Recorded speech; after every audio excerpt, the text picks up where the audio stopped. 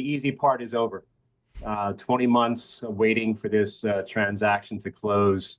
I don't really think it was much in dispute. I think what we all have said, and even on this show, I've said it in the past, that it's very difficult to set a precedent like this to suggest that a JV on an asset would hold up a corporate deal. So glad to see that that viewpoint has been vindicated and that we can push forward. But for Chevron, the easy part is over. Now it's integrating a rather substantial acquisition into the broader makeup of what is a very large entity with many tentacles. And so if you break it down, the key asset is obviously Guyana, right?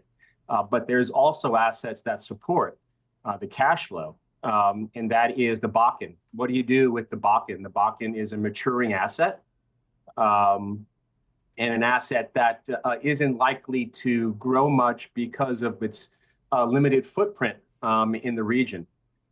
So the cash flow there has been used to help fund the Guyana development. It's a large resource. It needs to eat up a lot of cash, a lot of capital. So do we continue down with that path? I think that is a key consideration for them. The larger entity now has a larger balance sheet. And so it may not need the broader volume from that Bakken asset, but there's also other aspects of that Bakken asset. There's a midstream piece that is tied to that. What do you do with that? So lots of decisions that need to be made over the next, call it year or so. It's been delayed 20 months. So, you've been put on hold for 2 years. Your long-range capital planning has been put on hold for 2 years. But now it seems that this piece of the pie improves the profile of the company significantly.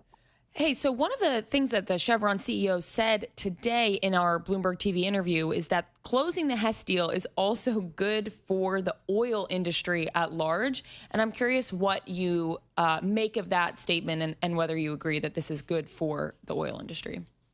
Well, think about it. You have a much larger balance sheet, willing and able to deploy capital across a broader spectrum of assets.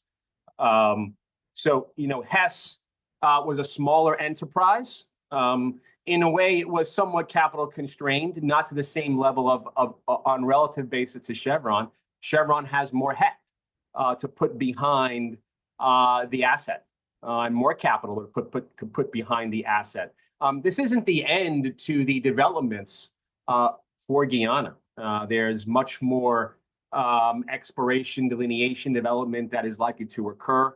It is a wonderful resource, probably one of the most prolific and potentially lucrative offshore development that we've seen in many years. So it is good for the oil industry insofar as it provides an additional mechanism for volume to come into the global energy value chain.